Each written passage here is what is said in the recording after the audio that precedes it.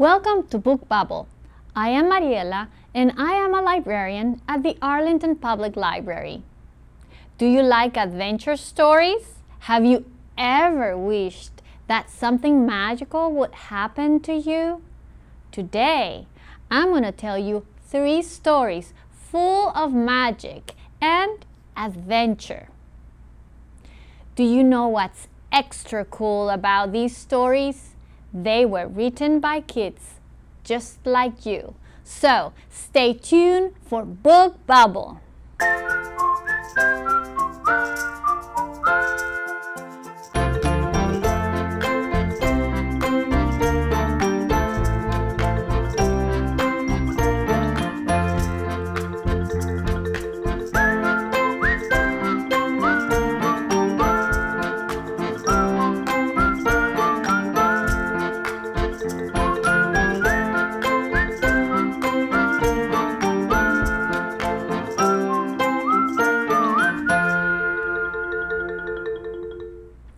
The stories you will hear today were written by students at Long Branch Elementary School in Arlington, Virginia. Our first story was written and illustrated by Aiden Endo. Aiden's story is called Little Mouse's Quest. Once upon a time, there lived a very small mouse. Everyone called him Little Mouse, and he lived in a castle ruled by King Rat. King Rat made life no fun for all the mice of the kingdom, and they had to do whatever he told them to do. One day, Little Mouse decided that he would change things in the kingdom. He had heard of a magic wand that gave mice special powers. If I could get that wand, I would become king and make the kingdom a better place, he thought. So the next day, Little Mouse left on his quest to find the magic wand. He traveled a long way until he came to a big river. He looked for a bridge, but couldn't find one. Then he saw a bird flying near the ground. "Hey, bird," Little Mouse called out, "can you help me? Can you fly me across the river?" "Sure," said the bird, whose name was Henry. When they got to the other side of the river, Henry decided that he wanted to join Little Mouse on his journey. Henry and Little Mouse soon became good friends. They traveled far and had many adventures as they crossed huge deserts and tall mountains. Finally, they arrived at the fortress where the magic wand was hidden. A huge robot was guarding the castle door. "How will we get in?" whispered Little Mouse. "He's too big," replied Henry. "I think we can squeeze under him." So when the robot guard looked the other way, Henry and Little Mouse snuck under him. Inside the fortress, they walked down a long, dark hall. A sparkly stone stood at the end of the hall. "There's the magic wand!" gasped Little Mouse. Little Mouse and Henry grabbed the magic wand and turned to run. But a door slammed shut at the entrance of the hall. They tugged on the door, but it wouldn't open.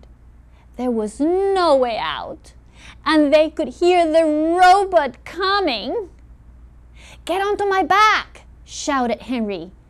Little Mouse jumped on just as the robot's fist crashed through the door.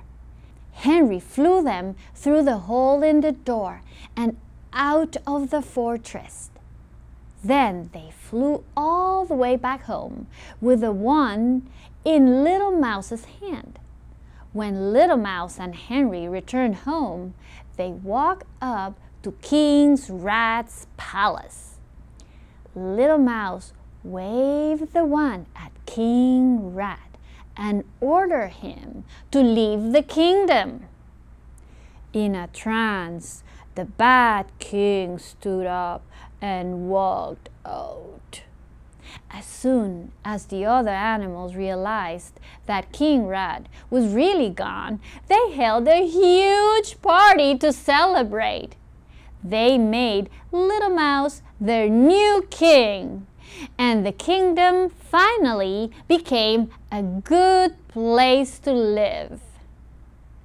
And no one ever saw the bad rat king again.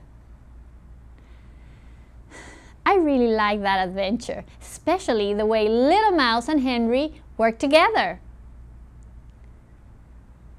The next story is an adventure that starts on the way to school.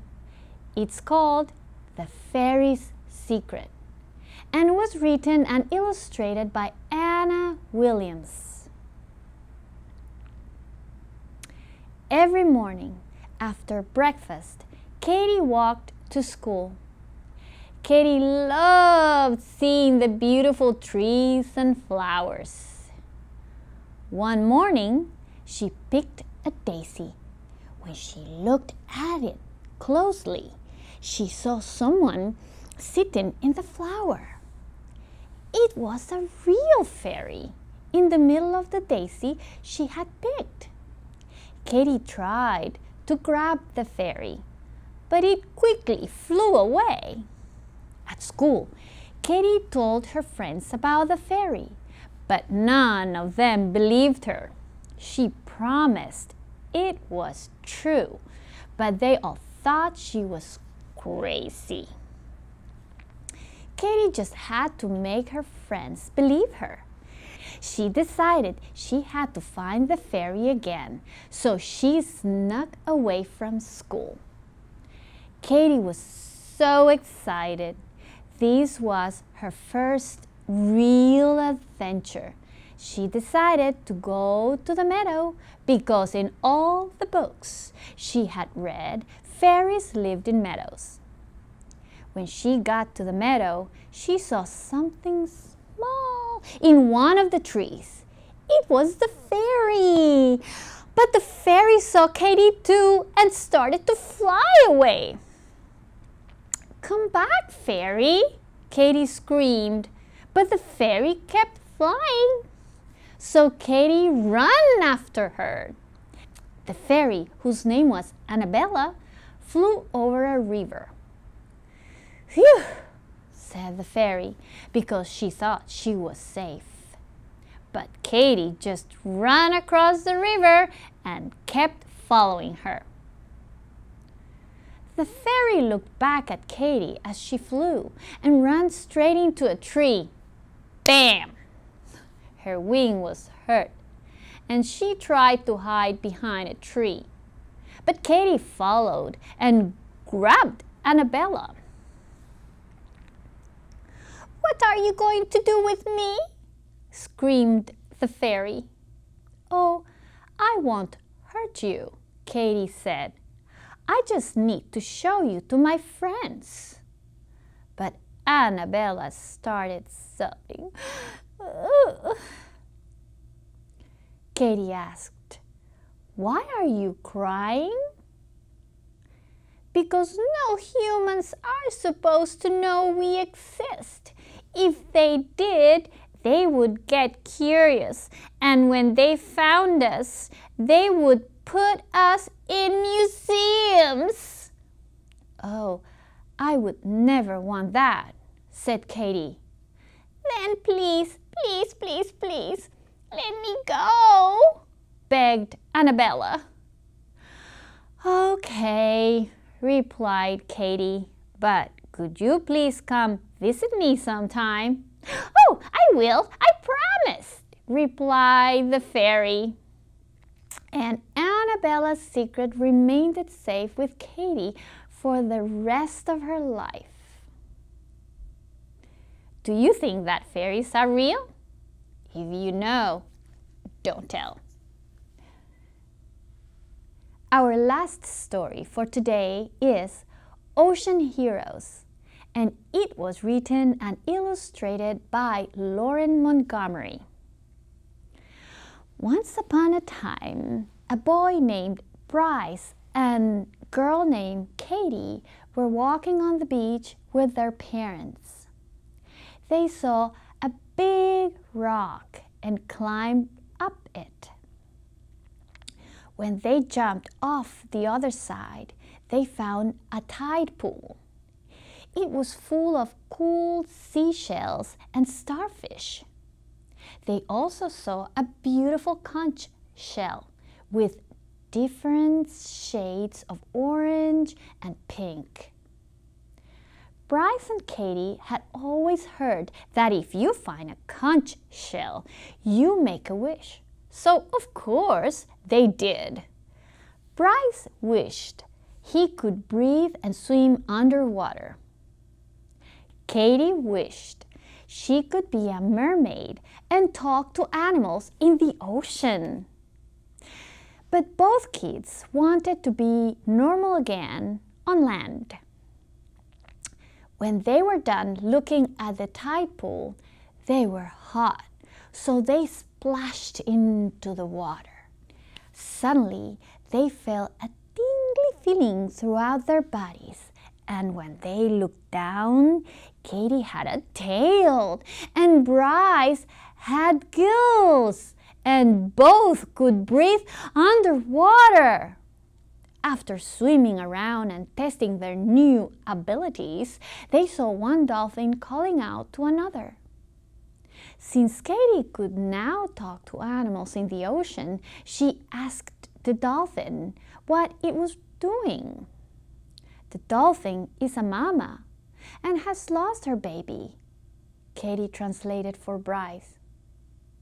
We need to help, Bryce responded. After talking to the mama dolphin a little bit more, they set off to look for the baby dolphin. She said she last saw her baby over there, Katie said. All I see are schools of fish, said Bryce. They asked all the fish if they'd seen the baby dolphin, but no one had, so they kept looking. They looked in seaweed, in caves, and asked every animal they saw. They searched and searched every place they could think of, but they didn't find anything. When they were about to give up, they heard a little squeak. It's a dolphin, Katie said.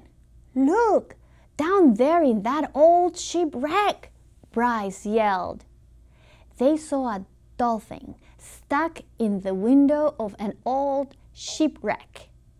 But how are we going to get it out? Well, maybe we can go inside and pull him out, suggested Bryce. So they swam inside the ship and pulled, and finally the baby dolphin popped through the window. Then all three swam back to the mama dolphin. Oh, thank you so much, said the mama. Thank you for helping me get unstuck, said the baby dolphin. It was time to go back home, so Katie and Bryce said goodbye. But when they got back to the beach, no time had passed because the magic conch shell had put a spell on them. And after that, Bryce and Katie were known as ocean heroes. If you like listening to these stories, you can find more books like them at your library. If you're not sure what kind of stories you like, you can always ask a librarian like me for help. Thanks for watching, and we will see you next time on Book Bubble. Goodbye!